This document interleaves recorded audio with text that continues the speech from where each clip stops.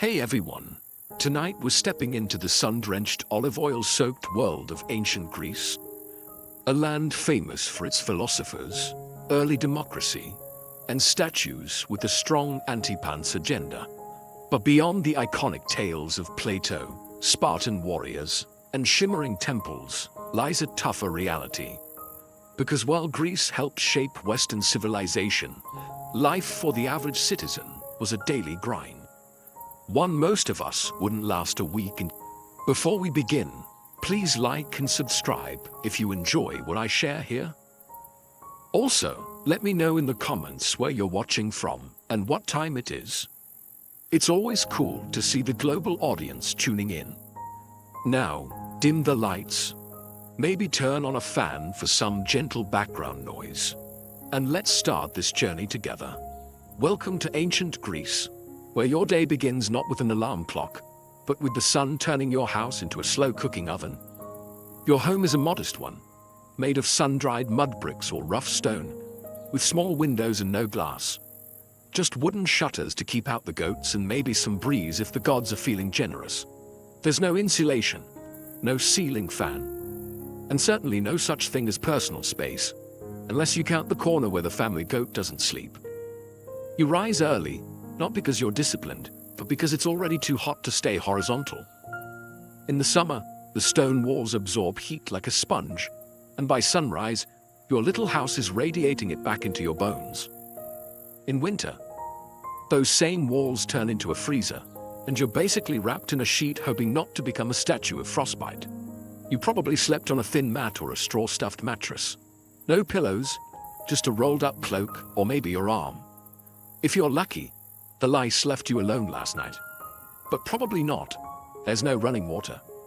So your morning routine involves either walking to the public fountain or, if you're rural, hauling water from a nearby well. You carry it in clay jars balanced on your shoulders, while silently praying you don't trip and shatter a week's worth of back pain on the ground. To get clean, you don't bathe in the morning. That's saved for the end of the day, if at all. You might splash your face, rub some olive oil on your skin, then scrape it off with a strigil, a curved metal blade. Think of it as a spa day, but without the spa, the day, or any real effect. And don't even think about privacy. Your family lives in the same room. You sleep together, eat together, and argue over who tracked mud in from the street. Because the street is also your hallway, your newsfeed, and your trash dump. You haven't even eaten yet, and already your back hurts. You're sweating, and your tunic is sticking in places no tunic should. And this is the best part of your day. So you've survived the sweatbox of a Greek bedroom. Time to fuel up, right? Welcome to breakfast in ancient Greece. A meal so minimal it makes modern intermittent fasting look like gluttony. Your first bite of the day? Barley bread. Stale, dense, and about as exciting as the dirt it was baked near. It's called maza, made from ground barley mixed with water, shaped into flat cakes, and left to bake either on hot stones or in the ashes of last night's fire. Think ancient granola bar, but without sweetness, texture, or joy. You might dunk it in watered-down wine, because, surprise, the water isn't always safe to drink. There's no filtration system, no boiling, no Brita pitcher in your clay pantry. So instead, everyone, from kids to elders, gets a cup of oinos mixed with water. Not for the buzz, but for survival. If you're wealthy, maybe you get a fig or two, some olives, or a smudge of goat cheese. But let's be honest, you're not wealthy. You're lucky if your bread isn't crawling with yesterday's flies and doesn't crack a tooth when you bite it. No coffee, no eggs, no fruit bowl, no honey, unless you live near a decent beekeeper and know how to bribe them. And don't expect to sit and relax. Meals are fast. No chairs, no forks, and certainly no mindful eating. You chew, you nod, and you get back to work. Oh, and if you're a woman, you don't even eat with the men. In many households, women and children eat separately, often after the males are done. So not only is the food bad, you also get to wait your turn to be disappointed. The irony: ancient Greeks are the same people who gave us symposiums, banquets, and poetic odes to wine. But breakfast? That's not worth a line of verse. It's utilitarian. Dry, often literally burnt. And yet you chew through it like a champion. Because it's the only thing standing between you and a full day of sun, labor, and arguing philosophers. Bon appetit. Just try not to crack a molar. Now that you've choked down your stale barley brick and a splash of wine water, it's time to freshen up. Or more accurately, fail to. Because in ancient Greece, hygiene wasn't so much about cleanliness as it was about ritual and oil. And soap, that's a fantasy reserved for future centuries. Your morning bath usually involves pouring cold water over your body at the public fountain or courtyard basin. Unless you're lucky enough to live near a bathhouse, which most people don't. There's no shampoo, no minty body wash, and no sponge unless you stole one from a sponge diver in the Aegean. Instead, you turn to olive oil. Yes, oil. You rub it into your skin, not to moisturize, but to collect the dirt and sweat. Then, you scrape it off using a strigil, a curved bronze blade that leaves you less greasy, but still a little questionable. Imagine slathering yourself in salad dressing and then shaving it off. That's your skincare routine. And if you think that sounds glamorous, just remember, everyone else is doing it too. Often in communal settings. Naked. Loudly. Hygiene is social in ancient Greece. Privacy is not. Now let's talk teeth. There are no toothbrushes. No toothpaste. Maybe you rub your gums with crushed charcoal or rinse with vinegar if you're fancy. But mostly, you chew on a twig and hope for the best. Dental hygiene is more about divine mercy than routine care. Body odor? Ubiquitous. Deodorant doesn't exist, but perfumes do. For those who can afford them. So you might dab a little myrrh or rose oil on your neck. Right before walking 5 miles in sandals through the Athenian heat. The result? A uniquely Greek blend of musk, dust, and desperation. Laundry? Rare. Clothes are washed by beating them against stones in the river. If you're poor, your tunic probably hasn't seen water since last festival season. In short, hygiene in ancient Greece isn't about looking or smelling good. It's about appearing moderately less revolting than yesterday.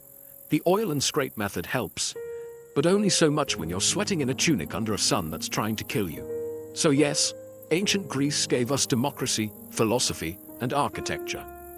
But a decent shower, still waiting. Now that you've oil scraped your way into a new day, it's time to get dressed. And spoiler alert, your ancient Greek wardrobe is minimal at best and comically impractical at worst. You've got 2 options, a chiton or a hymation. Both basically oversized linen rectangles that you wrap and pin with a brooch or tie with a belt. It's not tailored, it's not fitted, and it absolutely wasn't designed with windy days in mind. One wrong breeze, and suddenly your whole philosophical outlook is on display. Forget underwear, it's not a thing. And bras don't exist. So unless you're a Spartan woman trained to sprint and wrestle, you're just hoping your pins hold, and no one notices your wardrobe shifting like a loose curtain. Now, let's talk footwear. If you're lucky, you own a pair of leather sandals. If not, you're barefoot. And that means a full day of walking on sun-baked stone, goat-trodden dirt, and whatever the local market has squished into the roads. Imagine strolling across a skillet in July while dodging donkey dung. That's your daily commute. Of course, there's no sun protection, no hats unless you're a farmer or sailor, and no sunscreen because you live in 450 BCE, and science hasn't been invented yet. The Aegean sun, it doesn't care how philosophical you are. It will roast you. By noon, your shoulders are burned, your feet are filthy, and your linen robe has stuck to you in 4 places that defy geometry. And don't forget, public nudity isn't shocking in Greek society. You might pass men at the gymnasium training in the buff, or even politicians delivering speeches in togas that barely hold together. Now, if you're wealthy, your tunic might be dyed, maybe a soft purple or saffron yellow. But most people wear off-white or brown, because dyes are expensive, and no one wants to waste good color on the guy who fixes fishnets for a living. So you walk through your day dressed like a toga burrito, sunburned, sweating, and hoping your pin doesn't pop loose in front of the priestess. And the worst part, you're only halfway through your chores. Welcome to ancient Greece, where military service isn't a job. It's your civic duty, your social expectation, and sometimes your one-way ticket to an early grave. If you're a free male citizen, especially in Athens or Sparta, congratulations, you're automatically a soldier, whether you like it or not. By your teens, you're already training with wooden weapons and learning formations in the phalanx. That famous Greek battle strategy that involves standing shoulder to shoulder behind large shields and hoping the guy next to you doesn't trip. In Sparta, boys start military training at age 7 in the brutal agog system, a program that turns children into warriors by, essentially, starving, whipping, and isolating them until only the toughest remain. In Athens, things are gentler, but still mandatory. 2 years of training in your late teens, followed by decades of being on call. You don't get to say, I'm more of a thinker. Even philosophers like Socrates fought in wars, and not with witty comebacks, with actual weapons. And there's always a war. Whether it's Sparta versus Athens, Athens versus Persia, Sparta versus literally everyone, or just a neighboring polis getting sassy about trade routes. Conflict is a way of life. Peace is just the pause between two invasions. Armor? If you can afford it, you get a bronze helmet, breastplate, greaves, a round hopland shield, and a spear. If you can't, well, try not to be in the front row. Leather and cloth don't stop arrows. The worst part, you supply your own gear. That's right, being a soldier is a BYOB situation. Bring your own bronze. Poorer citizens either beg, borrow, or fight lightly armed, which is Greek for more likely to die first. And when you're not fighting, you're preparing, training, cleaning weapons, arguing in the assembly about strategy, or rowing warships for hours as part of the Navy. Because yes, those triremes don't paddle themselves. There's no veterans' healthcare, no pensions, no therapy. Just scars, limps, and the occasional poorly carved gravestone praising your virtue and courage. If you think life as a man in ancient Greece sounds rough, just wait until you hear about being a woman. In most Greek city-states, especially Athens, women had fewer rights than a pile of decorative urns. You couldn't vote, couldn't hold office, couldn't own land outright, and rarely appeared in public without a male escort. In fact, if people saw you out too often, they might start whispering that you were a courtesan or worse, a Spartan. Let's start with your daily routine. You wake up before sunrise to start the chores. You spin wool, weave cloth, grind grain, fetch water, bake bread, manage the slaves, if your household has any, and raise the children. You're the household CEO, but one without pay, respect, or days off. Your social life, limited. You don't attend plays, you don't join the philosophical debates, you're not at the gymnasium, that's for naked men only. You're confined mostly to the gynoecium, the women's quarters, and your contact with the outside world consists of glimpses through lattice-work windows. Education? If you're lucky, you might learn to read a bit, but mostly, you're trained in domestic duties. Philosophy, rhetoric, geometry, that's for the boys. Your job is to marry well, have sons, and stay invisible while doing it. Marriage happens young, often in your early teens, to a man twice your age, arranged by your father, who treats you more like a trade agreement than a person. Love is optional. Dowries are mandatory. And when you do have children, your primary value becomes your womb. Now, Sparta was the exception. Spartan women were famously more liberated. They were educated, exercised in public, and could own property. But before you envy them too much, remember, their freedom came from a state-sponsored obsession with warfare and eugenics. Your main job as a Spartan woman? Give birth to strong warriors or face disgrace. And if your husband dies, you can't inherit much, you can't remarry without permission, and your options shrink faster than your social circle. You're stuck, legally, socially, and often physically. So yes, the Greeks worshipped powerful goddesses, Athena, Artemis, Hera, but real women. They were expected to stay quiet, stay home, and stay out of sight. Ancient Athens is hailed as the birthplace of democracy, and yes, technically that's true. But before you get too excited, let's be clear, you probably wouldn't qualify to participate.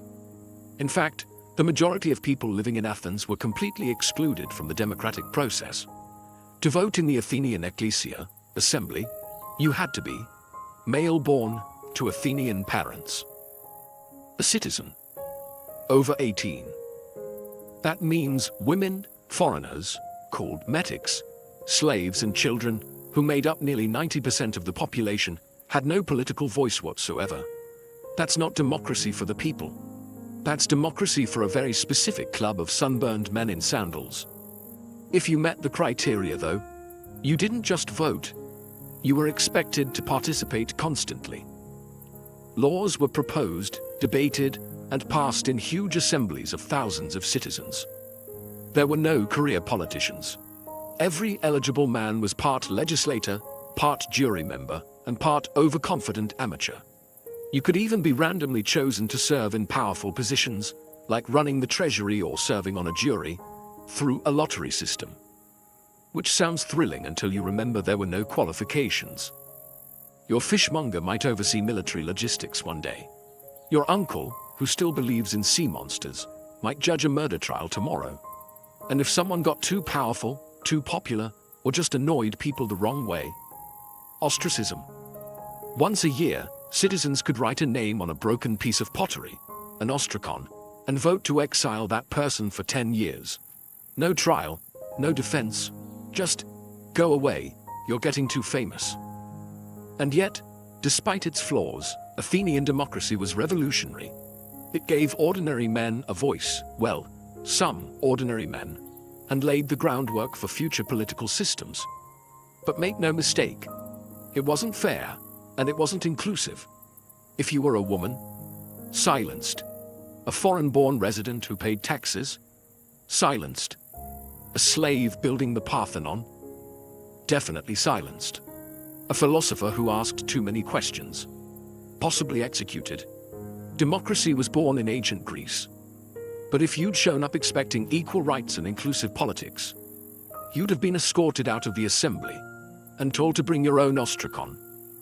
In ancient Greece, slavery wasn't just accepted, it was expected. Even modest households had at least one slave, not because the family was wealthy, but because slavery was so deeply woven into society that it felt as normal as sandals and sunburn. The idea that someone might not own another human being, practically unthinkable. Slaves weren't a specific race or ethnicity. They came from conquered lands, Thracians, Scythians, Syrians, and even fellow Greeks from the wrong city-state at the wrong time. Some were born into slavery, others were prisoners of war. A few were kidnapped and sold. It was a thriving, brutal market, and business was always good. If you lived in Athens, your slave likely did everything. Cooked your meals, fetched your water, cleaned your home, cared for your children, carried your shopping, and stood silently during dinner. Some even handled business affairs or managed the household, while the citizen owner lounged at the symposium, sipping diluted wine and debating abstract concepts like justice. Irony level, maximum. In the silver mines of Laurion, slaves, including children, labored in horrifying conditions, crawling through narrow shafts in total darkness, inhaling toxic dust, and dying slowly for the sake of coins and civic pride. Some slaves were educated. They taught grammar and math, served as scribes, or even managed bank accounts. But make no mistake, they were still property. They could be beaten, branded, sold, or killed on a whim, and had no legal rights. The few who earned freedom, called freedmen, were never truly free. They still owed loyalty to their former masters and were barred from citizenship. No voting, no land ownership, just the hope of a slightly better tomorrow. And unlike later slave systems, there was no widespread abolitionist movement. Philosophers like Aristotle, yes, that Aristotle, justified slavery as natural and necessary. According to him, some people were slaves by nature. Enlightening, isn't it? Ancient Greece gave us ethics, democracy, and philosophy. But all of it was built on the backs of people who were never allowed to speak, never allowed to vote, and never allowed to matter. And that's not a footnote. It's the foundation. Feeling unwell in ancient Greece? That's unfortunate. Because unless you live next door to Hippocrates himself, your healthcare plan includes some vague herbs, divine intervention, and a lot of wishful thinking. Let's start with the basics. There are no hospitals as we know them. If you're sick or injured, you stay home. Maybe a neighbor knows a thing or two about poultices. Maybe a relative remembers a prayer to Asclepius, the god of healing. Maybe your local temple has a snake you can pet for spiritual comfort. That's about it. The most famous Greek doctors were really a mix of herbalist, philosopher, and gambler. They believed in the four humors: blood, phlegm, yellow bile, and black bile. According to them, illness was caused by an imbalance in these fluids. So, if you had a fever, too much blood, time to drain it. Coughing, too much phlegm, try fasting. Melancholy, that's black bile. Maybe take a walk or stare at the sea dramatically. Most treatments were based on trial, error, and garlic. You might be given crushed poppy seeds. Good luck with that. Boiled figs, or a compress made of vinegar, and something someone scraped off a goat. Did it work? Sometimes. Did it hurt? Almost always. Surgery, rare, terrifying, and generally a last resort.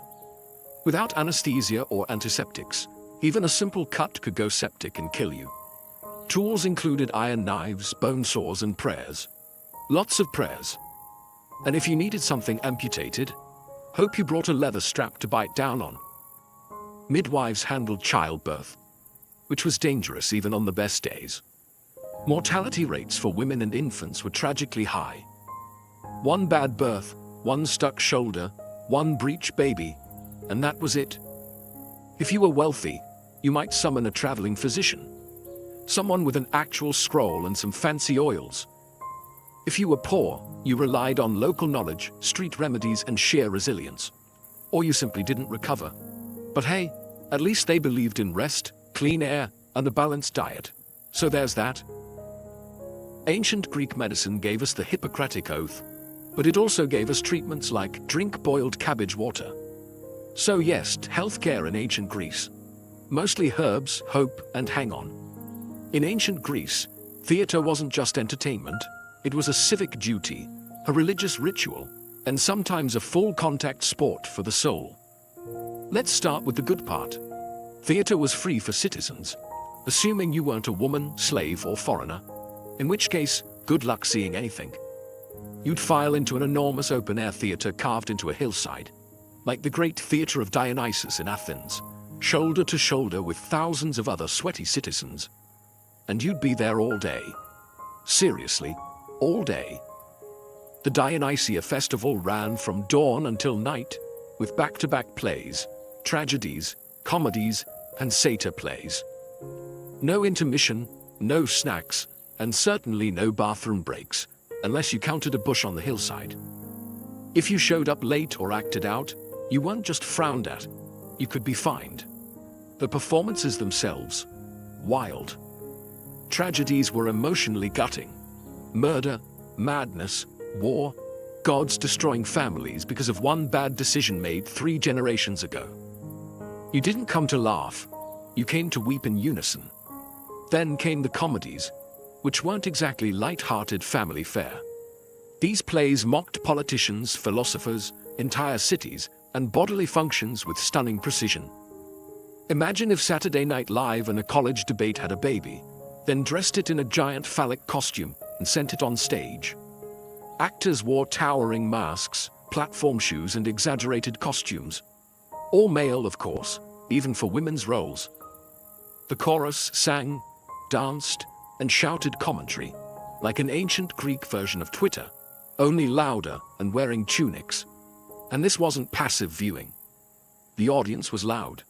They booed, hissed, threw things, and argued mid-performance. Theater was democracy with stage lights. If the play offended you, You let them know.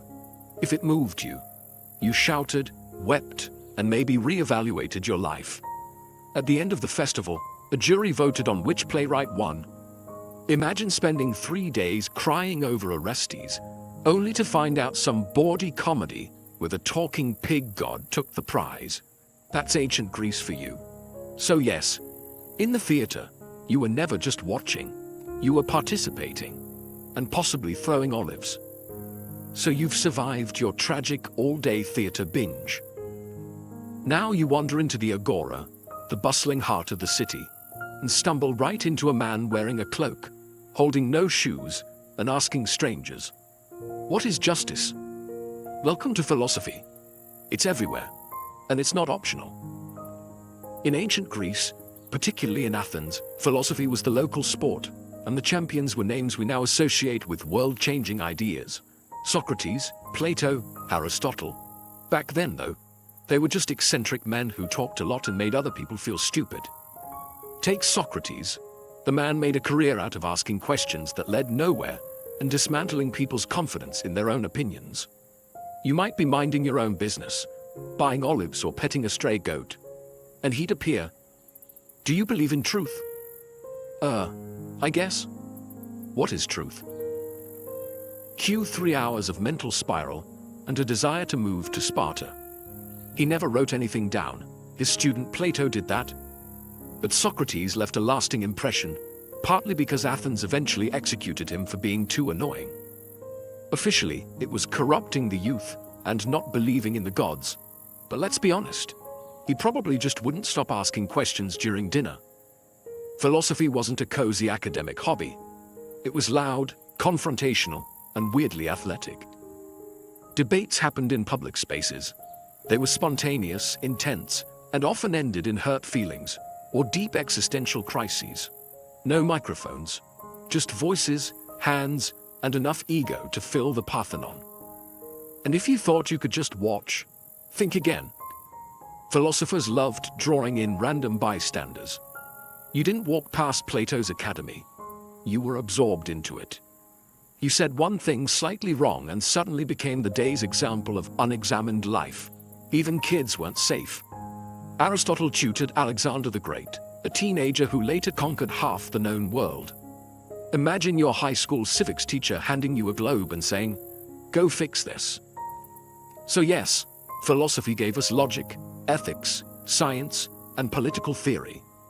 But in ancient Greece, it also gave you a headache, a crisis of identity, and a 70% chance of being publicly humiliated by a man in sandals. So, you've made it in ancient Athens. You're well-spoken, clever, politically active. People like you. Maybe too much. That's your first mistake. Because in Athens, being too popular could get you kicked out of the city for 10 years. Not arrested, not fined, just gone. This wasn't a conspiracy or a backroom deal. It was built into the system. It was called ostracism, and it was perfectly legal, perfectly public, and perfectly terrifying. Once a year, the citizens of Athens would gather to decide whether to hold an ostracism vote. If enough people agreed, everyone wrote the name of a person they wanted exiled on a broken piece of pottery called an ostracon. If someone got 6,000 or more votes, they were banished. No trial, no explanation, just pack your sandals and leave. You didn't have to be a criminal. In fact, most ostracized people had done nothing wrong, except get too influential. Maybe you were a war hero, a persuasive speaker, or just had great hair. Whatever it was, your fellow citizens decided you were becoming a threat to democracy. And democracy voted to yeet you into temporary oblivion.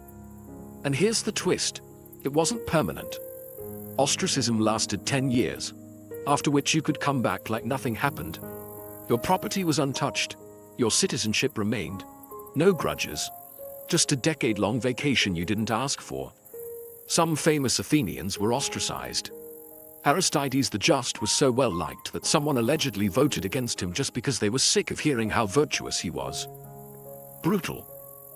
Even Themistocles, the military genius who saved Athens at the Battle of Salamis, got the boot once he got too cocky. Turns out, gratitude has an expiration date. Ostracism was meant to protect Athens from tyrants, but it often punished success. So if you were ambitious, you had to walk a fine line. Be respected, but not too respected. Popular, but not charismatic enough to worry people. Think of it like a reality show where the prize for winning too many fans is being exiled to the countryside with your dignity and olive oil stash. Athens gave birth to democracy, but it also invented cancel culture 2,500 years ahead of schedule. In ancient Greece, you didn't ask if you were going to die young. You just wondered how soon and how painfully. Life expectancy hovered around 30 to 35 years, and that was if you made it past infancy, which was no small feat. Roughly 1 in 3 children didn't survive childhood, thanks to disease, poor nutrition, and the fact that hygiene was, as we've discussed, more theoretical than actual. You could die from anything: a scratch that turned septic, a fever no one could explain, childbirth, a leading cause of death for women, or something as simple as drinking the wrong cup of water. Medicine was limited, and divine intervention wasn't known for consistency. If you lived in a city, disease spread fast. Cramped quarters, open-air sewers, and communal fountains made epidemics a regular part of life. The infamous plague of Athens during the Peloponnesian War wiped out a third of the city. Thucydides wrote about it. Then he got it. Then, somehow, survived. Most weren't so lucky. War? Constant. If you were a man, odds were you'd die holding a spear or rowing a trireme. Even if you weren't killed in battle, injuries often turned fatal days later. No antibiotics. No stitches. Just hope and garlic compressors. And there was always the possibility of death by divine tantrum. Displease a god, forget a sacrifice, mock a temple statue, or speak ill of Zeus after 3 cups of wine, and you could find yourself on the wrong end of a lightning bolt, plague, or spontaneous goat stampede. Burial rites were important. If your family couldn't afford a proper funeral, with coins for the ferryman and rituals to secure your spot in the afterlife, you might be dumped outside the city walls, unmarked and forgotten. Not only was that tragic, it was spiritually dangerous. The Greeks believed unburied souls wandered eternally, caught between worlds. Death wasn't poetic. It was daily. And it didn't care about your philosophy, your beauty, or your lineage. You could be a slave, a general, or a poet, and still die from a moldy fig or an angry mosquito. The Greeks had 12 Olympians, and not a single one of them liked you. In theory, ancient Greek religion was all about harmony with the divine, worshipping Zeus, Hera, Athena, Apollo, Artemis, Poseidon, and the rest of the golden crew up on Mount Olympus. In practice, it was constant spiritual damage control. These gods weren't peaceful, all-loving deities. They were divine drama queens with superpowers. Forget a sacrifice, they'd ruin your crops. Say the wrong prayer, your ship sinks. Step into the wrong grove. Snake bite, plague, famine, take your pick. The gods didn't just demand your loyalty. They demanded perfect timing, flawless rituals, and unblinking obedience. You didn't have weekly temple visits. You had daily rituals, home altars, seasonal festivals, and civic ceremonies. Before planting crops, pray to Demeter, going to war, offer to Ares, traveling by sea. You'd better pour out some wine to Poseidon, and maybe throw in a goat just to be safe. Each god had favorites and grudges. Apollo might protect your city, unless your grandfather offended him once, in which case you're cursed until further notice. Hera was the goddess of marriage, but she also specialized in making mortal women's lives miserable if Zeus so much as looked at them. Athena rewarded wisdom, and also turned people into spiders. Casual. And if the Olympians weren't enough to keep you nervous, there were nymphs, satyrs, spirits, river gods, and monsters lurking around every corner. Step on the wrong patch of sacred land, and suddenly your left leg belongs to a vengeful woodland sprite. But worst of all, you never knew why something bad happened. Was it the wrong offering? The wrong timing? Did you insult a god in a dream? Maybe it was your cousin, Maybe it was something your great-grandfather did. Doesn't matter. The gods work in mysterious and deeply personal ways. And yet, for all the terror, Greek religion was woven into every part of life, from politics to childbirth to the Olympic Games. You feared the gods, yes, but you also depended on them. Their temples were city landmarks, their festivals were national holidays, and their myths explained everything from lightning to love. You didn't believe in gods out of faith, you believed out of survival instinct. So, after everything, the sun-baked homes, the barley-bread breakfasts, the sandal-blistered treks, the wars, plagues, gods, and goat-related traumas, let's ask the question plainly. Would you last a single day in ancient Greece? Honestly? No. You'd fall before lunch. The heat, the diet, the constant threat of war or divine punishment would wipe that Instagrammable toga fantasy right off your face. You're not used to hauling water before breakfast or squatting over a hole in the ground next to a temple goat. You'd miss your running water, your aspirin, and your right to complain without being exiled by pottery shard. You might love the idea of living among marble statues, brilliant philosophers, and epic poets. But guess what? Those were the 1% of ancient Greece. For everyone else, it was back-breaking labor, limited rights, and frequent funerals. Your democracy? Only if you're a male citizen. Your medicine? Garlic and hope. Your gods? Frequently furious. Your social media? A guy yelling in the agora about justice while waving a fish. And yet, for all of that, the Greeks endured. They built temples that still stand, wrote plays we still perform, debated ideas we still wrestle with, and laid the groundwork for everything from astronomy to ethics. They didn't just survive hardship, they created civilization while sweating through it. You wouldn't last, but they did. Not because life was easy, but because they found ways to make meaning in a world full of chaos. They questioned everything, fought constantly, wrote beautifully, died young, and still, somehow, shaped the modern world. So no, you probably wouldn't make it past your first sunstroke, goat bite, or unsolicited philosophy lesson in the street. But if you did, if you adapted, endured, and listened closely, you'd find yourself standing among some of the most passionate, resilient, and brilliantly flawed people history has ever known. And they wouldn't judge you for struggling. They'd just hand you a tunic, point to the amphoria and say, "Good. Now carry that up a hill." It began with a death and a betrayal. Prasutagus, king of the Iceni tribe in what is now eastern England, had played the Roman game well. He had walked a tightrope for years, ruling as a client king under the shadow of Rome. He had wealth, autonomy, and peace, so long as he stayed useful to the empire. But when he died around 60 AD, he left behind a will that was meant to protect his people. He named the Roman emperor as co-heir alongside his 2 young daughters, hoping this gesture of loyalty would secure their safety and sovereignty. He was wrong. Rome did not honor the will. Rome didn't negotiate. Rome took.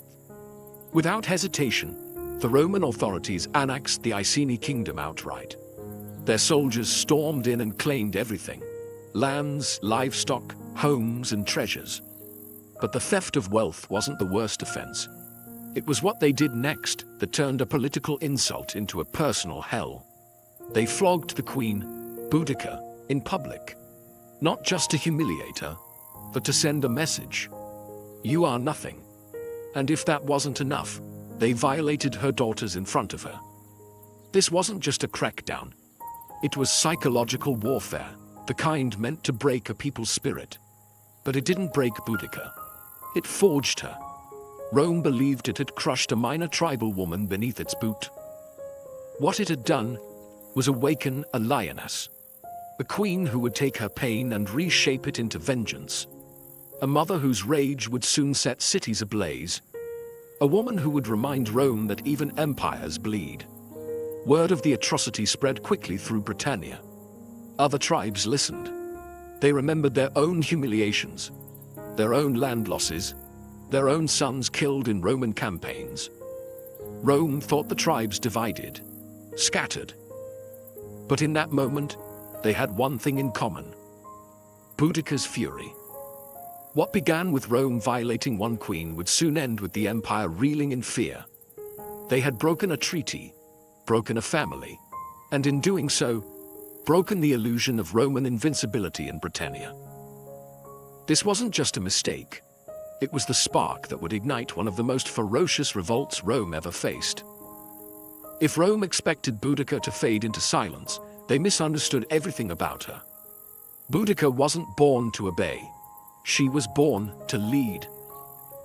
Described by Roman historians, who rarely complimented their enemies, as tall, fierce, with flaming red hair cascading down to her waist, and a voice that sliced through crowds like a war horn.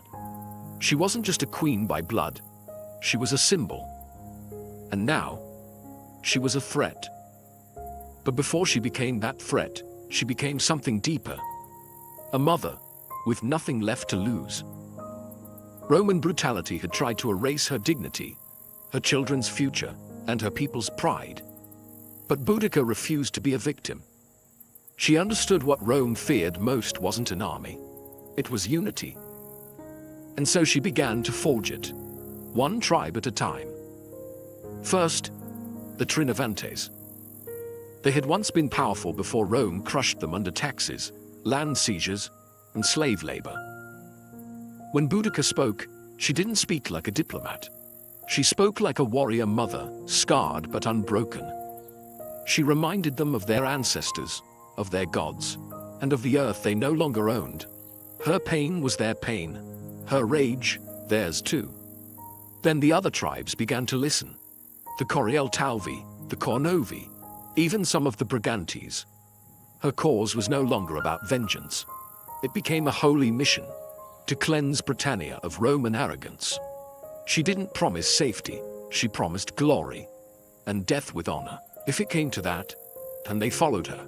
Because she did not stand behind her warriors, she rode among them, spear in hand, hair loose to the wind, eyes locked on the future. She called out the names of the raped, the enslaved, the executed. She summoned gods like Andraste, the Celtic war goddess, as her witness. And her warriors believed her when she said the gods would fight with them. She had no formal military training, no Roman strategy scrolls, but she had something deadlier: righteous fury, sharpened by betrayal, guided by purpose. And the land itself seemed to shift under her command. This wasn't rebellion, it was resurrection. The queen Rome thought it had broken was now the spearhead of a movement that would soon make the empire tremble. And she was just getting started. The Roman eagle had long soared over Britannia, but now, the winds beneath its wings were changing. Boudicca's fury wasn't a wildfire, it was a storm building with terrifying purpose. And storms need fuel. That fuel came from the thousands of Britons who had waited years, generations even, for someone to defy the empire. Someone to speak not in Latin, but in blood and iron. She gave them that voice. It started with war councils held under sacred groves and moonlit hills. Boudicca didn't sit on a throne. She stood in the dirt with her people. She listened to the anger of tribal elders, to the sorrow of mothers, and to the chants of druids who saw omens in the sky. They all spoke of one truth: Rome had pushed too far. Now it was time to push back. Warriors from the Trinovantes brought spears, slings, and ancient battle chants. The Iceni added cavalry, swift riders with wild hair and war paint, fierce and fearless. Other tribes joined with axes, blades, and torches. Even women took up arms, inspired by their queen.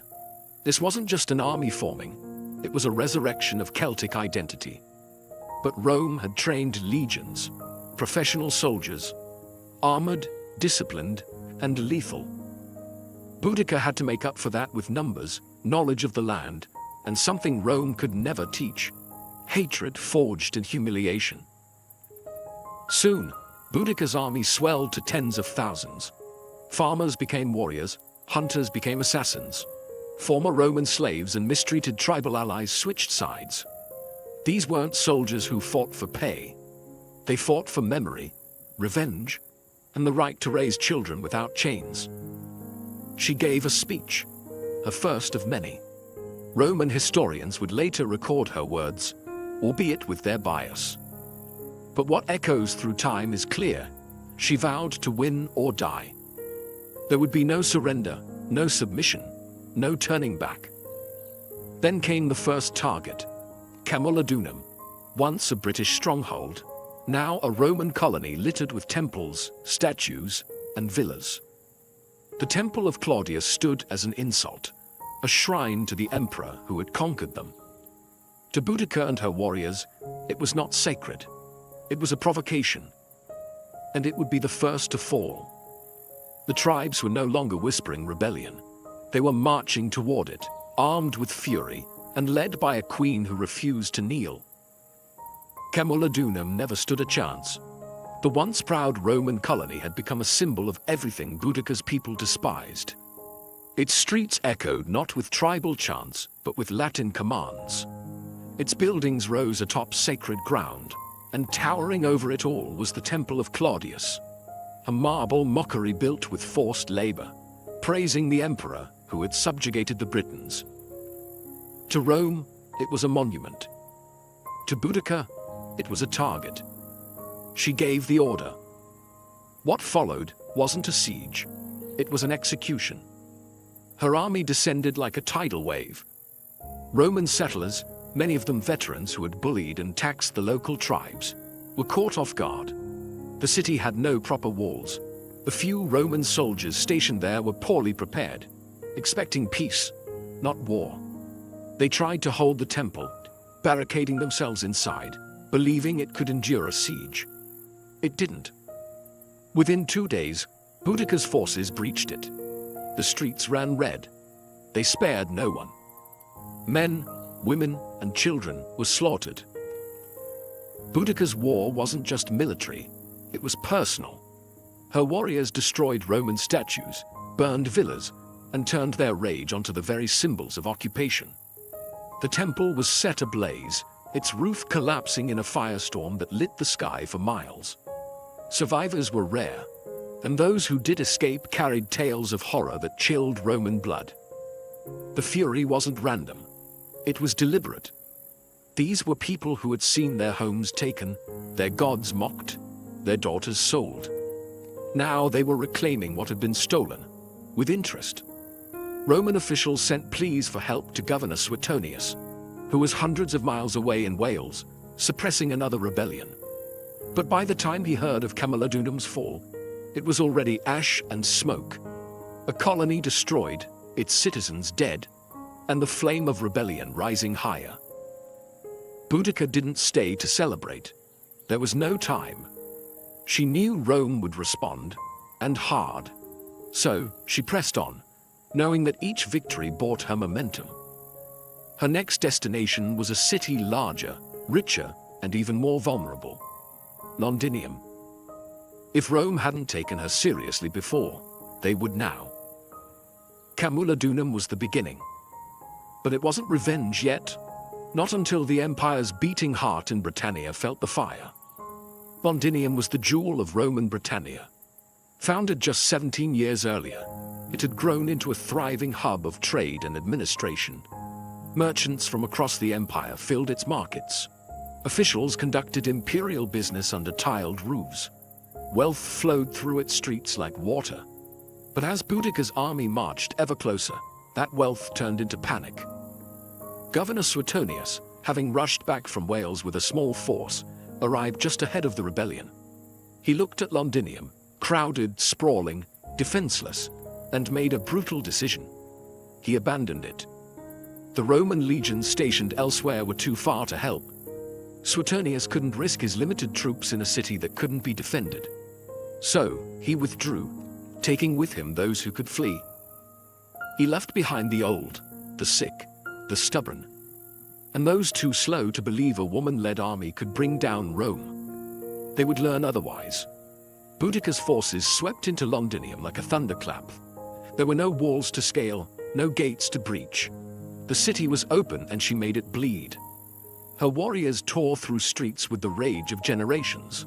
They didn't loot, they didn't occupy, they eradicated. The killing was systematic. Roman citizens were dragged from their homes. Entire families were butchered. Some were impaled, others burned alive in temples. No quarter was given, and no Roman symbol was spared. Villas were torched. Warehouses exploded into flame. The rising smoke could be seen from miles away, curling black against the British sky. This wasn't just a slaughter, it was a statement. The message, Rome is not invincible. Contemporary Roman sources, like Tacitus and Cassius Dio, estimated that tens of thousands died. Some accounts say the brutality exceeded even what occurred at Camulodunum. To Roman minds, this was not just a rebellion, it was apocalypse. And through it all, rode Boudica. She did not hide behind commanders. She led. On chariot, flanked by her daughters, she watched as the empire's pride crumbled beneath her. This wasn't senseless violence. To her, it was justice for what Rome had done. To her family, her people, her land. And she wasn't finished. Because ahead of her stood another Roman center, Verulamium. And beyond that, Rome's full retaliation. Rome had faced rebellions before. It had fought wars across continents. But never had it seen anything quite like Boudica. She wasn't a general trained in tactics. She didn't speak Latin. She didn't wear polished armor. Yet she had burned 2 Roman cities to the ground and butchered thousands, citizens and soldiers alike. And now, as Verulamium, a prosperous Romanized town northwest of Londinium, went up in flames, the empire began to panic. Word of her rampage had reached the Roman Senate. Emperor Nero himself reportedly considered withdrawing entirely from Britannia. Imagine that. An empire that spanned from the deserts of Africa to the mountains of Germania considering retreat because of one woman with a chariot and a cause. That's how much she terrified them. In truth, Boudica's power wasn't just in her army. It was in what she represented. Rome saw itself as unshakable, its cities as eternal, its rule as destiny. But here was a Celtic queen, once beaten and humiliated, now leading a revolt that had reduced entire Roman settlements to ash. Every new city she burned wasn't just a tactical victory, it was a psychological blow. Verulamium followed the same fate as Camulodunum and Londinium. It was rich, Romanized, and completely unfortified. Boudica's warriors slaughtered the inhabitants, destroyed temples, and leveled Roman infrastructure. Archaeological evidence today still shows a thick layer of ash beneath the modern town, a fire that raged with such intensity it left a scar in the earth. But here was the paradox. With each victory, Boudica's war machine grew heavier. Her army swelled, but supply lines thinned. Organization faltered. Drunk with success, some tribes grew careless. And Rome, known for its resilience, was regrouping. Governor Suetonius wasn't idle. He had retreated, yes, but not surrendered. He began gathering reinforcements, pulling battle-hardened legions from across the province. He sought the high ground, studied the terrain, and prepared for one decisive battle. Still, even with Roman strength rebuilding, there was one lingering fear in every soldier's heart. Could they stop her? Because Boudica wasn't just waging war. She was rewriting the story of conquest. And she was proving, city after burning city, that Rome could bleed and queens could strike back. The final confrontation was coming, and the empire held its breath. The fire had spread as far as it could. Now, the storm had to face steel. Governor Gaius Suetonius Paulinus had chosen his battlefield carefully. He wasn't just any Roman officer. He was a survivor. While Boudica's warriors celebrated their victories, Suetonius was calculating. He selected a narrow defile, a tight space bordered by forest and hills, where Boudica's numerical advantage would count for little. His army was small, maybe 10,000 strong, but every man was a trained killer, forged in the discipline of the legions. Boudica's force, on the other hand, was immense. Some sources claim up to 200,000 warriors marched under her banner. But they weren't soldiers, They were farmers, blacksmiths, tribal chiefs, and freedom seekers, inspired but undisciplined, armed with fury but not formation. They believed numbers would crush Rome like a tide. They were wrong. As Boudicca's army approached, she gave one last speech, standing atop her war chariot, flanked by her daughters. She reminded them of their suffering, of the floggings, the rapes, the stolen lands, the burnt homes. She called upon the goddess Andraste, invoked the ancestors, and vowed either victory or death. Her warriors roared in response. They believed the gods would carry them. Then the battle began. The Britons charged. They filled the field with a primal fury, but Suetonius held firm. He let them come close, packed tight in the narrow terrain. Then, with perfect timing, he unleashed the Roman counterstrike. Spears flew in tight formation, shields locked. Gladi, short Roman swords, cut deep into the confused mass. Wave after wave of Britons crashed into an iron wall, and each time they broke. Then the Romans advanced, step by step, disciplined, precise, merciless. Behind the Britons, wagons and families had followed the army, expecting to witness Roman defeat. Instead, they became a fatal obstacle. The warriors couldn't retreat. Panic set in. The narrow battlefield turned into a slaughter. When the dust settled, it was over. Tens of thousands of Britons lay dead. The rebellion was shattered. The empire had bent, but not broken. Boudicca had thrown everything at Rome, and though she lost the battle, the memory of her stand would echo louder than the clash of swords. Her final fate would remain a mystery, but her legend was already immortal. The battlefield was silent, the roar of war replaced by the moans of the dying. Boudicca had lost, not just a battle, but a war she had set ablaze with her own hands. The ground was soaked with the blood of her people, and the ashes of their dreams drifted into the cold Britannic air. And Boudicca, she was nowhere to be found. There are no eyewitness accounts of her final breath, no clear details of her death. Roman historians offer conflicting stories. Some say she took poison, choosing death over capture. Others suggest she fell ill and died quietly in the aftermath. But what they agree on is this: she vanished. No chained queen was ever paraded through the streets of Rome. No public execution, no final humiliation. She simply disappeared, like a storm that burned itself out. But in that disappearance, something extraordinary happened. She became more than a queen. She became myth. Rome, shaken and humiliated by the scale of her rebellion, tried to bury the memory. But it was too late. Boudicca had become a name whispered in tribal songs and echoed in the sacred groves.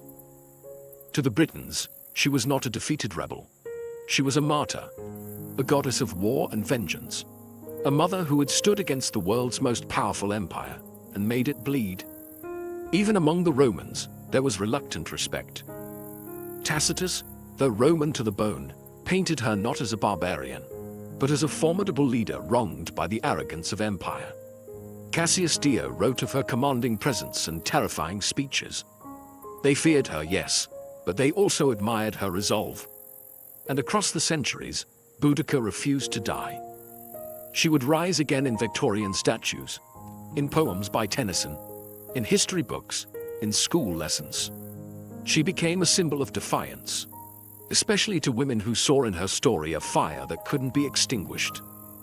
Her chariot, spiked wheels tearing across time, became a vehicle of resistance. And so, though her body may be lost to history, her voice never left. It rides with the wind. It screams in the fire. It echoes through every soul that has ever stood against oppression and whispered, "I will not kneel." Centuries have passed since Boudicca vanished into the mists of history, but her shadow still lingers across the British Isles. You can see her name carved into monuments, hear her invoked in political speeches, and feel her presence in the stubborn spirit of a land that never truly forgot her.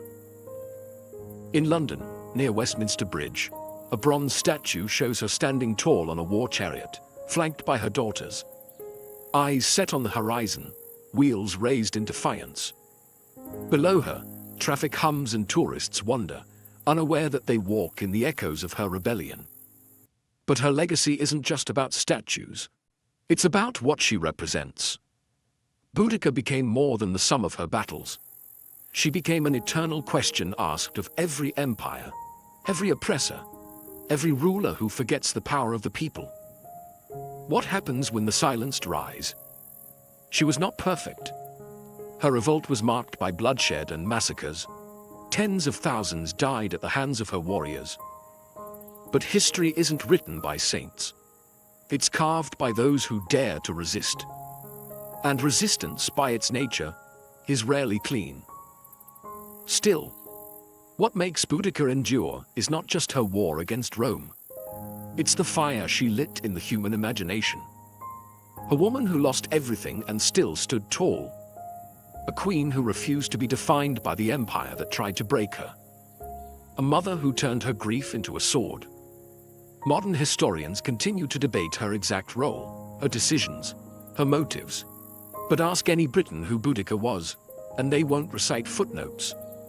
They'll tell you she was the queen who made Rome bleed. The woman who united tribes that had once warred with each other. The warrior who taught the world that dignity can rise even from devastation. And in that, she becomes more than historical figure. She becomes symbol of rebellion, of courage, of the unbreakable will to be free. Because even when Rome rebuilt its cities and redrew its maps, it could not erase her. Her flame still burns, in every fight against tyranny, in every voice that dares to say no, and in every soul that would rather die on their feet than live on their knees. Boudica is gone, but her legend rides forever. To the ancients, illness was never random. It wasn't just about bacteria, viruses, or rogue cells. Those explanations would come thousands of years later. In the ancient world, sickness was a symptom, not of physical failure alone, but of a deeper disturbance. A disruption in balance, a fracture in the harmony between body, mind, soul, and nature. In Mesopotamia, disease was often seen as divine punishment. If someone fell ill, it was believed they had offended a god, broken a taboo, or attracted a curse. Diagnosis began not with symptoms, but with questions. What have you done? Who have you angered? Priests and healers worked together, interpreting omens, casting spells, and prescribing rituals alongside herbal treatments. In ancient China, balance took on a more systematic meaning, through yin and yang, and the 5 elements. Health was the state of equilibrium between opposing forces. Too much heat or cold, dryness or moisture would throw the body off. Practitioners of traditional Chinese medicine didn't just treat a cough. They asked when it started, what time of day it worsened, what emotions accompanied it. Healing was holistic. Herbs, acupuncture, and dietary changes were all tools to rebalance the inner cosmos. In Greece, the physician Hippocrates rejected the idea of gods punishing people with disease, yet he too saw health as harmony. His theory of the 4 humors, blood, phlegm, yellow bile, and black bile, dominated Western medicine for centuries. Each humor was linked to a temperament and an element. An excess or deficiency of one would cause both physical symptoms and personality shifts. A melancholic person, for instance, was said to have too much black bile. Across cultures, one thread remained the same. Health meant wholeness. Not just the absence of pain, but the presence of balance. Whether it was the Ayurvedic concept of doshas in India, or the belief in spiritual possession in African healing traditions, ancient people understood that the human being was not isolated. We were part of nature, and nature, when disturbed, pushed back. So, when ancient healers laid hands on the sick, they weren't just looking for physical signs. They were listening for imbalance. And they believed that to heal someone, you had to treat the invisible forces just as carefully as the visible wounds. In the land of pyramids and pharaohs, medicine was both science and sorcery. Ancient Egyptian healers, called SWNW, were not merely physicians. They were sacred intermediaries between the body and the divine. Their medical practices were surprisingly advanced, and yet deeply entwined with ritual and magic. To the Egyptians, the body could bleed, bruise, and break, but its ailments were never purely physical. The spirit, the gods, and even the afterlife played a role in every sickness. Much of what we know comes from medical texts like the Ebers Papyrus, dated around 1550 BCE. This ancient scroll contains hundreds of remedies for everything from toothaches to tumors. Egyptian doctors performed surgeries, set fractures, treated infections, and drained abscesses with copper tools sterilized by fire. They knew how to check pulses, how to observe urine and feces for diagnosis, and how to use a wide variety of herbs, many still in use today. But no treatment began without the blessing of the gods.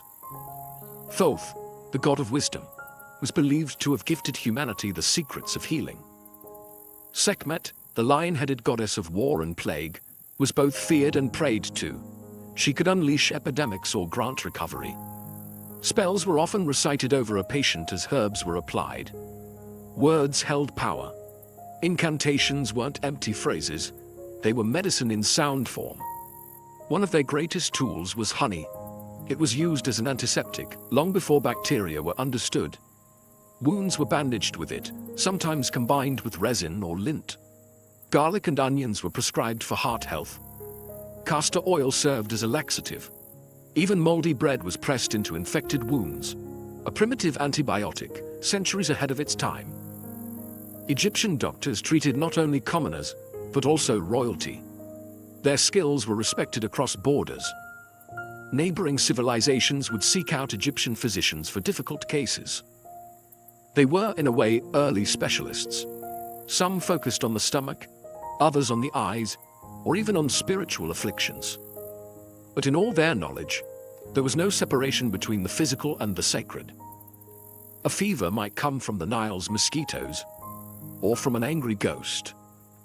Healing the body meant pleasing the gods, purifying the soul, and restoring divine balance.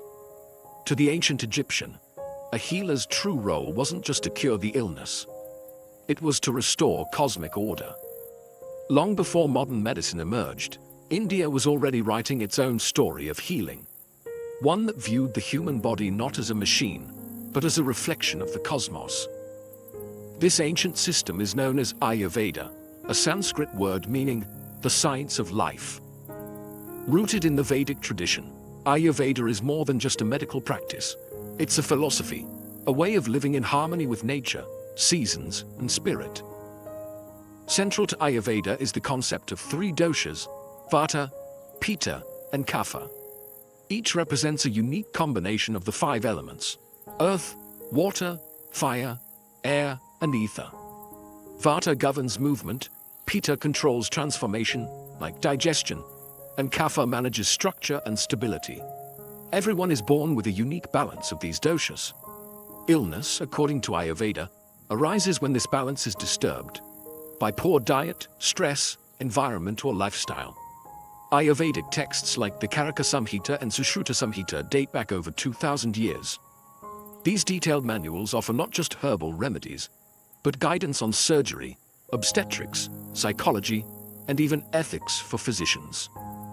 Charaka focused on internal medicine, promoting prevention as the first line of defense. Sushruta, meanwhile, is remembered as a pioneer of surgery, describing over 300 surgical procedures and more than 120 surgical instruments, many carved from wood or metal. One of his most astonishing techniques was rhinoplasty, reconstructing a nose using a flap of skin from the patient's cheek or forehead. This wasn't cosmetic. It was often used to restore faces mutilated as punishment. Thousands of years before Western medicine caught up, Sushruta had already set the stage. But Ayurveda's strength lies in its holistic approach. Healing the body is inseparable from healing the mind and soul. Treatments include herbal medicine, yoga, breathing exercises, pranayama, oil massages, abhyanga, and meditative fasting. Plants like turmeric, ashwagandha, neem, and tulsi weren't just food. They were medicine, purifiers, and protectors of life force. An Ayurvedic healer might treat a fever not just with herbs, but by adjusting your sleep schedule, examining your emotional health, and cleansing your digestive fire, or Agni. Ayurveda teaches that you are not separate from nature. You are nature. And when you fall ill, it is nature's call to return to balance. In ancient China, health was never just about flesh and bone. It was about energy.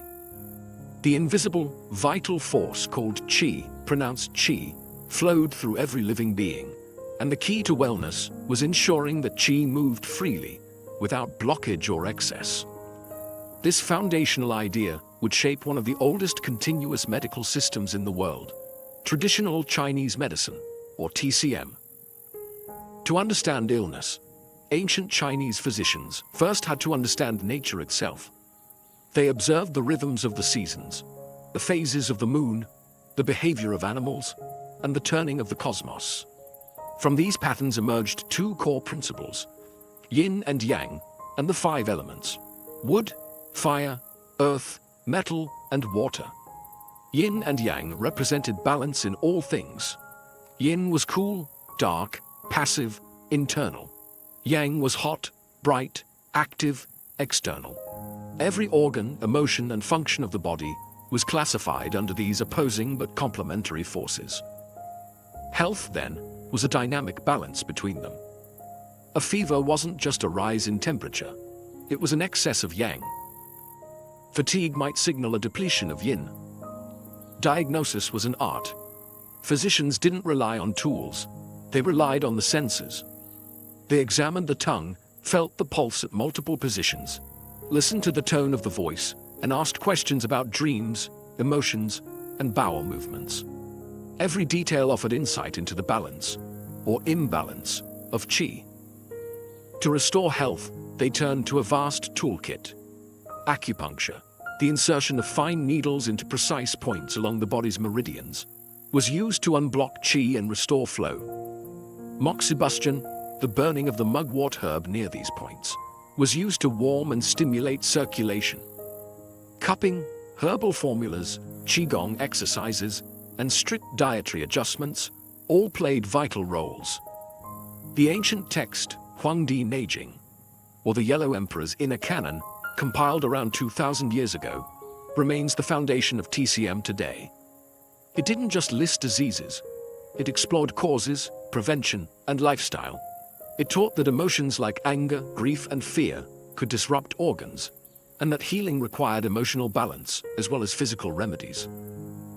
Chinese medicine never separated the person from the world around them. To treat the body, one must treat the climate, the soul, and the unseen energy within. In every heartbeat, the ancients believed, qi was speaking, and the healer's task was to listen. In the temples of ancient Greece and the forums of Rome, medicine began to step away from the divine and into the realm of reason. But even here, the body was still seen as a delicate ecosystem, ruled by balance and temperament. And at the center of this worldview stood a theory that would shape Western medicine for over 1,000 years: the four humors. Developed by the Greek physician Hippocrates, and later expanded by Roman doctors like Galen, the theory proposed that the human body was governed by four fluids: blood, phlegm, yellow bile, and black bile. Each humor corresponded to an element: air, water, fire, and earth, and to a specific temperament. A healthy person had these fluids in balance. Illness, it was simply the result of too much or too little of one. If someone was feverish and aggressive, they might have excess yellow bile, a choleric imbalance. A sluggish, pale patient could be suffering from an overload of phlegm, linked to cold and moisture. Treatment, therefore, focused on restoring equilibrium through bloodletting, purging, special diets, and baths. But the Greeks didn't stop at fluids. They also believed in the healing power of observation and environment. The Hippocratic Oath, still echoed in modern medicine, urged physicians to do no harm, to observe their patients carefully, and to treat the whole person, not just the disease. Hippocrates advised his students to consider the seasons, winds, water quality, and even the patient's mood. Healing sanctuaries known as Asclepiae, named after the god Asclepius, dotted the Greek landscape. These were more than hospitals, they were spiritual retreats. Patients slept in sacred dormitories hoping to receive healing dreams. Ritual purification, exercise, diet, and prayer were all part of the cure. It was a space where reason and religion walked hand in hand. In Rome, medical practice evolved further with the rise of Galen, a Greek physician who served gladiators and emperors. He performed dissections on animals to understand anatomy, wrote hundreds of medical texts, and helped standardize humorism across the empire. Though some of his ideas were flawed, Galen's influence endured for centuries. Greco-Roman medicine, for all its mystical origins, began pushing toward a new idea: that the human body was a system. Complex, yes, but knowable. And if understood correctly, it could be brought back into harmony, not through gods alone, but through reason, ritual, and the careful art of healing. Long before written texts and formal schools of medicine, indigenous peoples around the world were healing their communities using a deeper kind of knowledge, one passed down through stories, visions, and hands-on experience with the natural world. For these cultures, medicine wasn't a profession. It was a way of life, woven into daily rituals, seasonal rhythms, and sacred ceremonies. Among Native American tribes, healers were known as medicine men and women, but their role extended far beyond physical treatment. They were spiritual guides, storytellers, counselors, and keepers of ancestral knowledge. Illness was seen as a disruption in the person's relationship with nature, with the tribe, with the spirits, or with themselves. Healing required more than herbs. It required reconnection. Plants were central to this practice. From the Cherokee to the Lakota, each tribe held encyclopedic knowledge of the land. What root to chew for pain, what leaf to brew for fever, what bark to crush for wounds. Sage, cedar, sweetgrass, and tobacco was sacred, used in smudging rituals to cleanse body and spirit. Yet medicine was never just about the ingredient. It was also about intention, ceremony, and respect. Healers often worked in tandem with spiritual forces. They conducted sweat lodges, vision quests, and drumming circles. Illness could be caused by a breach in taboos, spiritual possession, or even soul loss, a condition where part of the individual's essence had fled due to trauma. In such cases, rituals like soul retrieval were performed, calling the spirit back through chanting, dancing, or guided trance. The same deep reverence for nature is seen in indigenous traditions across the globe. In the Amazon rainforest, shamans rely on powerful plant medicines like ayahuasca, a hallucinogenic brew used not for recreation, but for healing insight. They believe the plants themselves are teachers, revealing the roots of suffering through visions. In Aboriginal Australia, bush medicine includes herbs, clays, and rituals passed down through the dream time, the ancestral era that still guides indigenous identity. Healing here is about balance between body, land, ancestors, and songlines. These systems were never written in books. They lived in the songs, dances, and landscapes of the people. To indigenous healers, modern medicine may have its machines and laboratories, but the earth has always been the first pharmacy. And healing is not about defeating disease, it's about remembering who we are. Across every ancient civilization, regardless of language, geography, or belief system, there was one constant: the conviction that healing required more than herbs and surgery. It required spirit. Whether illness was seen as divine punishment, soul imbalance, or a breach with sacred forces, ancient people believed that true healing began in the unseen world. And the doorway to that world was ritual. In Mesopotamia, long before the rise of formal medicine, people turned to exorcists and priests to battle illness. Diseases were believed to be caused by malevolent spirits or offended gods. Clay tablets reveal detailed healing rites, where chants were whispered as poultices were applied. Special figurines were buried beneath houses to ward off sickness. Rituals weren't separate from treatment. they were the treatment. In ancient Egypt, no physician worked without invoking the gods. Before applying honey to a wound or bandaging a limb, the healer often recited prayers to Thoth, god of wisdom, or Sekhmet, goddess of healing and wrath. Illness wasn't just a physical attack, it was a cosmic imbalance. Healing meant realigning the patient with Ma'at, the principle of truth, order, and harmony. In many African traditions, healers called Ngangas or Sangomas used drumming, dancing, and divination to diagnose and cure. They spoke with ancestors, summoned spirits, and often entered trance-like states to travel the spiritual realm on behalf of their patients.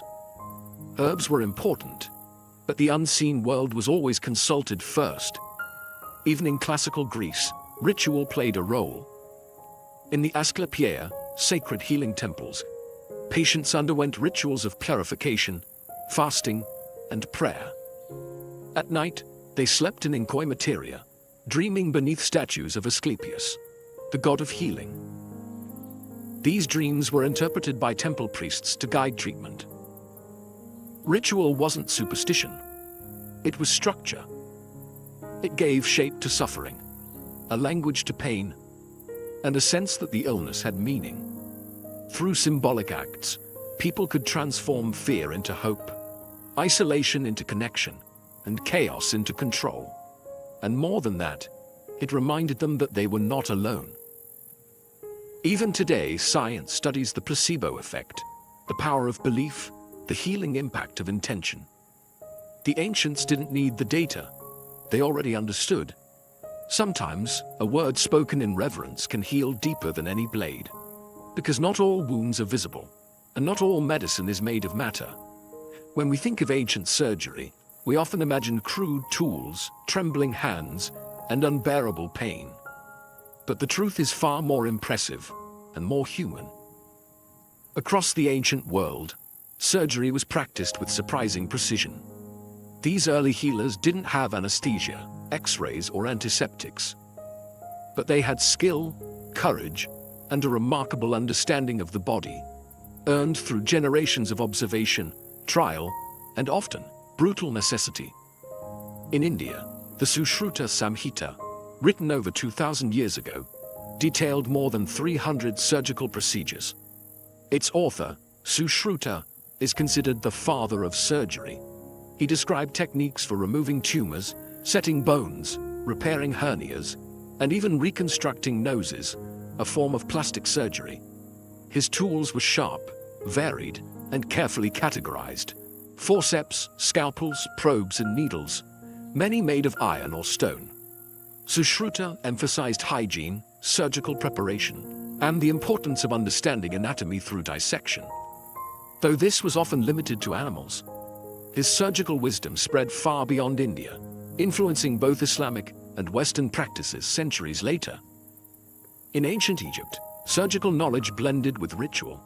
Papyrus texts revealed procedures for stitching wounds, treating dislocated limbs, and draining abscesses. Tools like bronze knives, bone saws, and cauterizing rods have been found in tombs. They even practiced trepanation, cutting a hole in the skull to relieve pressure or treat head injuries. Amazingly, many skulls show signs of healing, meaning the patients survived. Trepanation wasn't limited to Egypt. In pre-Columbian Peru, archaeologists have discovered hundreds of trepanned skulls, often from warriors wounded in battle. Some surgeries were shockingly successful. In certain regions, over 80% of patients survived, based on bone regeneration. These early surgeons may have used coca leaves or fermented maize beer to dull pain, along with herbal antiseptics. In the Greco-Roman world, Galen advanced surgical techniques by studying injured gladiators and dissecting animals. His insights into the nervous system and vascular pathways laid foundations for later anatomy. Roman military surgeons treated wounds on the battlefield with efficiency, using cautery, clamps, and ligatures. While surgery was always dangerous, it was also respected. It was the domain of those brave enough to cut into life itself, hoping to draw health from pain. These weren't butchers, they were artists of the blade. And though their knowledge was incomplete, their legacy lives on, every time a scalpel is raised in healing, not harm. Today, we live in a world of digital diagnostics, robotic surgeries, and genetic mapping. We can scan a body in seconds and send prescriptions across oceans with a tap. And yet, in the quiet corners of modern medicine, the whispers of the ancient world still echo. You can find Ayurveda in yoga studios, Chinese herbal formulas in pharmacy aisles, and indigenous smudging ceremonies held in hospitals to honor patients' traditions. Medical students still take a version of the Hippocratic Oath, pledging to do no harm, just as their Greco-Roman predecessors once did. In operating rooms, we use precision tools that trace their lineage back to Sushruta's iron instruments. Concepts like holistic care, preventative medicine, and mind-body connection, now cornerstones of integrative health, are rooted in the wisdom of ancient civilizations who saw healing not as a task, but as a relationship. Even modern science has come full circle. Research increasingly confirms what the ancients believed: that stress, isolation, and emotional trauma can weaken the immune system, disrupt sleep, and cause physical pain. Meditation, once a spiritual discipline, is now studied for its effects on brain health. Forest bathing, derived from Shinto and indigenous nature practices, is prescribed for anxiety. And the placebo effect, healing powered by belief, continues to puzzle researchers who once dismissed it. It's easy to see ancient medicine as outdated. Superstition, folklore, primitive guesswork. But when we look closer, we see something profound. A worldview that treated illness not just as a broken machine, but as a disruption in being. A signal that something, somewhere, was out of harmony. And that idea still matters. Because medicine isn't only about treatment. It's about meaning, about comfort, about being seen and understood. The ancients knew this instinctively. Whether they used chants, needles, leaves, or blades, they understood that healing was sacred. Today, as we push further into the future of biotechnology, artificial intelligence, and personalized medicine, perhaps we are not leaving the ancient world behind. Perhaps we are returning to it, with new tools, but the same human heart. A heart that still longs for balance, for wholeness, for healing not just of body, but of spirit. Her name drifts through history like a half-remembered melody. Sappho, a poetess from the island of Lesbos, born sometime around 630 BCE, whose voice once stirred the hearts of listeners under starlit skies, and whose words, even in fragments, still echo with longing. Unlike the grand warriors and kings of ancient Greece, Sappho's fame came not from conquest, but from emotion. Her domain was not the battlefield, but the human soul. She wrote of love and jealousy, beauty and despair, joy and yearning. She captured the fleeting moments, a glance, a blush, a tremble, and held them in verse like pressed flowers, fragile yet eternal. Very little is known of her life. No portraits, no diaries. What we have are traces, a few lines preserved by ancient scholars, quotes embedded in other works, and the ruins of papyrus scrolls lost to time. And yet these fragments shine. The Greek philosopher Plato called her the 10th muse. Centuries later, poets, translators, and dreamers would seek her, piecing her life together like an unfinished song. Sappho was likely born into a noble family on Lesbos, an island in the northeastern Aegean Sea. This was a place of music and learning, where poetry was woven into the fabric of social life. She may have had siblings, a daughter, and even political enemies, though the records are vague. She lived through exile and unrest, moments of silence and moments of song. Her world was one where most women's voices were confined to the home or stifled altogether. But Sappho defied silence. She stood apart, not with rebellion, but with beauty. She wrote in the Aeolic dialect. In short, vivid lyrics designed to be sung to the lyre. Her style was intimate, rich with imagery. Evening star, you bring back all that the shining day has scattered. Words like these outlived empires. And then, as quietly as she appeared in the records, she faded. Much of her work is lost, burned, buried, or dismissed. But what remains proves one thing. She didn't need monuments. Her poems were her monument. And today, when we speak of passion in verse, of love without shame, of longing that defies centuries, we are still whispering the name Sappho. To understand Sappho, you must first understand Lesbos, the island that cradled her voice. Lesbos was no backwater. In the ancient Greek world, it was a flourishing hub of art, music, and philosophy. With its fertile valleys, olive groves, and coastal winds scented with salt and flowers, Lesbos was both a physical paradise and a cultural gem. It wasn't Athens. It didn't need to be. It had its own rhythm, slower, more sensual, and steeped in lyric tradition. Here, music wasn't decoration, it was devotion. The lyre and aulos echoed through homes and temples. Poetry was sung, not read. And in this world of sound and nature, Sappho's voice was born. She lived in the city of Mytilene, the island's bustling heart. Politics thrived here, and so did art. The island boasted poets and philosophers, rival factions and shifting alliances. Sappho herself was once exiled, perhaps to Sicily, amid political unrest. But it was always Lesbos that drew her home. It was her muse. Lesbos was also a space of female community, rare in the ancient world. Aristocratic girls were educated in music, poetry, and ritual. Some scholars believe Sappho led a kind of theasos, a circle or school where young women learned the art of lyric poetry, dance, and devotion to the goddess Aphrodite. This was not formal education as we know it, but a sacred creative sisterhood. Here, bonds formed that were emotional, intellectual, and possibly romantic. Sappho wrote directly to these women, not as abstract muses, but as real presences in her life. She addressed them by name, mourned their departures, celebrated their beauty, and confessed her love with searing honesty. In one fragment she writes, "I have not had one word from her. I beg you, bring her back to me." These lines don't come from myth or theater. They come from a lived world, a circle of women singing by lamplight, weaving emotion into song.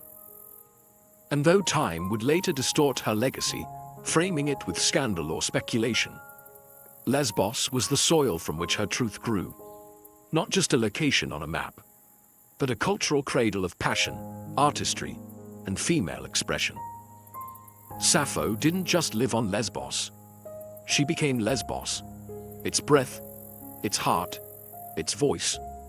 In an age when the great epics of Homer praised gods and heroes, and men filled scrolls with battles and conquests, Sappho wrote about the heart. She didn't sing of war, she sang of a trembling hand, a shy glance, a voice that made her body shiver.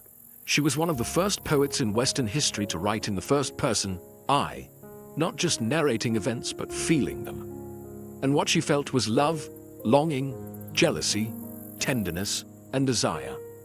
Most astonishing of all, she wrote as a woman, to women, about women. In ancient Greece, a woman's voice was often confined to the home, or silenced entirely. Public life, literature, politics, philosophy, these belonged to men. But Sappho stepped outside those walls, not with rebellion, but with rhythm. Her poetry did not demand space, it created its own. A private universe where emotion was not weakness, but power. And within that space, she did something radical. She named the women she loved. She didn't reduce them to symbols. She didn't speak in metaphor alone. She remembered their laughter, their perfume, the way they braided their hair. In one fragment, she describes the sensation of seeing a beloved. He is equal to the gods, that man who sits beside you, who listens to your sweet voice and watches your lovely laughter. Oh, it makes my heart beat fast. Here, Sappho is the onlooker, watching the woman she adores speak to another. Her jealousy is quiet, aching, deeply human. In just a few lines, she captures the full weight of unrequited love, something every listener, then or now, can understand. Her words carried the erotic, but never the vulgar. She wrote of sensuality with the care of a painter, the curve of a neck, the softness of sleep, the way moonlight touched skin. She didn't separate beauty from intimacy. They were one. Because of this, later centuries often misunderstood or censored her. Some tried to erase her queerness. Others mythologized her heartbreak into tragedy. But none of that diminishes the truth of her voice. A woman who wrote honestly, lyrically, and bravely about love. Not in theory, but as someone who had lived it, deeply, openly, and without apology. Sappho didn't just write poetry, she composed music for the soul. Her verses were never meant for silent reading. In ancient Greece, poetry was alive. It was sound, breath, vibration. Sappho's form was the lyric, short and intensely personal, meant to be performed with a lyre, a small stringed instrument cradled in the lap, plucked gently while the voice carried the words like a breeze over the sea. This was the heart of lyric poetry, and it's where the word lyrical comes from. The poetry wasn't epic. It didn't tell long tales of war and gods. It was intimate, emotional, and immediate. The lyric was a whisper, a confession, a love letter sung beneath fig trees or in candlelit rooms. And Sappho was its undisputed master. Her poems were crafted in Aeolic Greek, a regional dialect rich in softness and rhythm. Her preferred meter, now called the Sapphic stanza, flowed with a particular beat. 3 long lines followed by a shorter, punchy one, like a sigh at the end of a longing thought. It was subtle and musical, like the rising and falling of breath during a quiet moment between lovers. She would have performed these songs surrounded by women, students, companions, maybe even priestesses. These gatherings, possibly ritual or educational in nature, were also spaces of freedom, spaces where emotion, song, and body were not fragmented but whole. Through these performances, Sappho trained others in the art of composition, creating not just poems, but a culture. We can only imagine what it sounded like. The soft twang of strings, the clear rise of her voice, the stillness of listeners hanging on each syllable. Many of her poems open not with statements, but with questions or invocations, like the start of a conversation or a prayer. Come to me now, O golden-throned Aphrodite, and free me from hard care. These were poems that reached up, to gods, and inward, to desire. And yet, they feel surprisingly modern. You could set them to music today, and they'd still stir something raw and real. Sappho turned poetry into song. And in doing so, she reminded the world that emotion is music. That every heartache, every thrill of touch or tremble of voice deserves a melody. And hers is one still echoing, centuries later. For every line of Sappho's poetry we have today, dozens, perhaps hundreds, are lost. What remains are fragments, shards of emotion and sound, phrases ripped from their original songs, drifting across time. Some are complete stanzas, others are mere whispers, a single word, a sliver of longing, a closing thought without a beginning. And yet, even these broken pieces pulse with life, like embers glowing in the ash of something once brilliant. Why did so much vanish? Time, war, and deliberate destruction. Sappho's works were once collected into 9 volumes, organized in the famed Library of Alexandria. These were likely copied and recited throughout the classical world. But with the fall of that library, much of ancient literature was lost.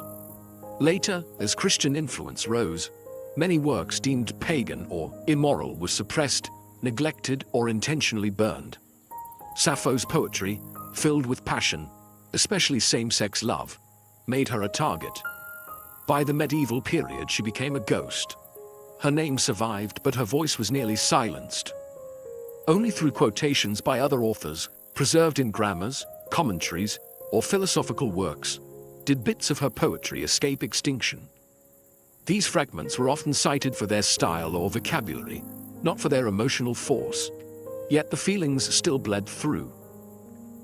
Then came the papyri. In the late 19th and early 20th centuries, archaeologists digging in the sands of Oxyrhynchus, Egypt, uncovered thousands of scraps of ancient manuscripts.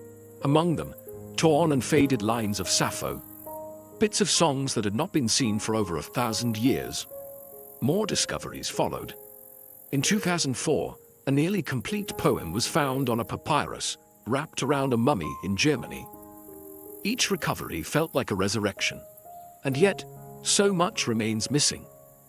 We read her today in echoes. What we long for is not just what she wrote, but what she might have said if history had let her speak, without interruption. Still, there's something hauntingly fitting in this survival through fragments. Sappho wrote about impermanence, about fleeting moments, about beauty that slips through the fingers like sand. And so perhaps it is appropriate that her poetry arrives to us not as a monument, but as a mystery. A puzzle pieced together by lovers of language, of music, of the heart. A voice once drowned in fire, still burning. Sappho's poetry was too honest to escape judgment. In her lifetime, she was admired, celebrated even, as a master of lyric poetry. Plato called her the 10th muse, placing her among the divine. Yet, as centuries passed and cultures shifted, her legacy became twisted, silenced, or scandalized, depending on the times. Why? Because she wrote about love, and not the kind history was comfortable remembering. Much of her poetry centers on deep affection and desire for women. She praised their beauty, mourned their absence, confessed jealousy, and celebrated their intimacy. In her world, this was not strange. In the cultural setting of Lesbos, especially among aristocratic women, close emotional and possibly romantic bonds were accepted, even honored. But later generations, especially under Roman, Christian, and Victorian values, struggled with this. Rather than confront her truth, they rewrote her story. Medieval scribes ignored her. Renaissance translators softened her language. Victorians labeled her a tragic romantic, heartbroken over a man, even inventing the myth that she leapt to her death from a cliff over the love of a ferryman named Phaon, a tale that appears nowhere in her authentic work. This invented story served a purpose: to erase her queerness, to make her pain more palatable, her desires more conventional. Some critics reduced her poetry to merely educational or platonic. Others dismissed her altogether as indecent. And yet, she persisted. Even in scandal, Sappho's name survived. In the 19th century, when open discussion of same-sex love was still taboo, her legacy quietly became a coded symbol for queer identity.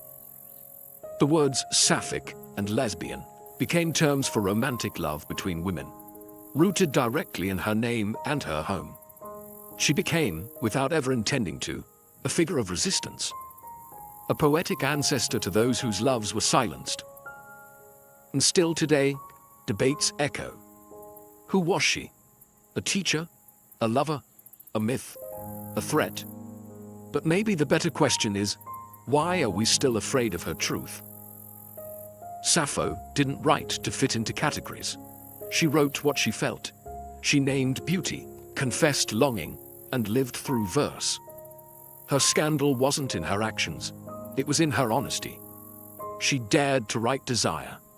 And for that, history tried to muffle her voice. But it never could. If there was one divine presence that hovered over Sappho's life and work, it was Aphrodite, goddess of love, beauty, and irresistible desire. To Sappho, Aphrodite wasn't just a myth. She was a muse, a confidant, even a kind of companion in moments of passion and heartbreak. Many of Sappho's most powerful verses are not just about love. They are prayers to Aphrodite, invocations, pleas, arguments made in verse when the weight of longing became too much to bear. In her most famous surviving poem, Ode to Aphrodite, Sappho doesn't simply praise the goddess. She speaks to her directly, almost like a friend who's heard this pain before. Come to me now, if ever you have answered my voice in the past. Free me from hard care. fulfill all that my heart longs to achieve. There is no shame in this vulnerability, no fear in expressing desire. Sappho's love is never portrayed as sinful or weak. It is divine, something sacred enough to bring a goddess down from the heavens. In the ancient world, Aphrodite wasn't just about romance. She ruled over attraction, seduction, the chemistry between bodies, the ache of separation. To call on her was to recognize that love could wound just as much as it could thrill. Sappho captured that duality perfectly. She didn't idealize love. She lived inside its contradictions. She wrote of its sweetness and its sting, its beauty and its cruelty. In another poem, she writes, "Love shook my soul like the wind on the mountain troubling the oak trees." Here, love isn't gentle, it's violent, elemental, something that tears through the self without asking permission. By placing Aphrodite at the center of her emotional world, Sappho elevated longing into something mythic. Her poems blurred the line between the personal and the divine, between everyday emotion and cosmic force. And in doing so, she helped build a literary legacy where love wasn't just a theme, it was a form of worship. For Sappho, Aphrodite wasn't an abstract deity. She was a mirror, a force that reflected back all the intensity, the confusion, and the beauty of the human heart. And in every line of Sappho's verse, the goddess of love listens and replies. Like her poetry, Sappho's death is a mystery wrapped in myth. No one knows exactly when she died, how old she was, or even where she spent her final years. Some say she died peacefully on Lesbos, surrounded by the sea and the songs she loved. Others, especially later Roman poets, spun tragic fables that she leapt to her death from the white cliffs of Lefkada, heartbroken over an unrequited love for the handsome ferryman Phaon. But there's no historical evidence for that story. It seems more like an invention, a way for a male-dominated literary tradition to reframe her love and suffering into a heterosexual tragedy. It turned the powerful, poetic voice of a woman who loved women into a victim of unreturned affection for a man. A neat ending, perhaps, but a false one. The truth is simpler and more profound. Sappho disappeared as quietly as she arrived. After her death, her work lived on for centuries. She was studied by philosophers, quoted by playwrights, and sung in performances across the ancient Greek world. Her poetry was preserved in 9 books, a treasure trove of lyric verse. For a time, her fame rivaled Homer's. But history is not kind to voices that challenge its norms. With the rise of the Roman Empire and, later, the dominance of Christian moral codes, Sappho's openly emotional and sensual poems, especially those celebrating female love, fell out of favor. Her writings were no longer recopied, her volumes left to decay in libraries that would eventually burn or crumble. Some believe her works were intentionally destroyed by early church officials who saw her songs as dangerous. By the Middle Ages, her name remained, but her words were mostly gone. It would take over 1,000 years before fragments of her verses resurfaced, unearthed from Egyptian trash heaps or quoted in ancient grammars. Piece by piece, she was reborn, not through myth, but through survival. Her death may be lost to time, but her disappearance was never total. She lingered in whispers, in stolen lines scribbled in margins, in the persistent ache of voices that refused to be forgotten. Sappho didn't need a heroic death. Her poems were already immortal, and in the gaps where her words once lived, we can still feel the shape of her spirit. Yearning, unfinished, but never truly gone. Sappho's life may be lost in shadows, her verses scattered and incomplete, but her influence has never dimmed. If anything, it has only grown stronger, like a candle that flickers but refuses to go out. In every age, someone has rediscovered her. In the Renaissance, scholars pored over her fragments, marveling at her delicate command of emotion. In the Romantic era, poets like Byron and Shelley invoked her name. In the 19th and 20th centuries, As conversations around gender and identity began to reawaken, Sappho became a symbol of queer resilience, of feminine artistry, of emotional freedom. Her name lives on in language itself. Sapphic, used to describe romantic love between women. Lesbian, taken from the island of her birth, now a global identity. These words are not just terms, they are echoes of her life. Proof that a voice can ripple across millennia and still reshape how we understand love and expression. Artists, writers, and musicians continue to be drawn to her. Painters have imagined her at the lyre, bathed in moonlight. Poets have translated her again and again, each version seeking the pulse beneath the words. Modern authors have reimagined her, reclaimed her, resurrected her in novels, songs, and plays. And through it all, one thing remains clear. Sappho speaks to something universal. It doesn't matter that her poems are broken. It doesn't matter that her biography is blurred. What matters is the emotion that burns beneath the words. The trembling joy of desire, the ache of separation, the sacredness of beauty. These are feelings we all carry. She just found a way to sing them. Perhaps that's her true immortality. Not the marble statues or the scholarly footnotes, but the way a few lines from over 2,000 years ago can still make someone pause, breathe, and feel less alone. Sappho's gift was never just poetry. It was presence. She made feeling an art. She made longing a form of truth. And in doing so, she became more than a poet.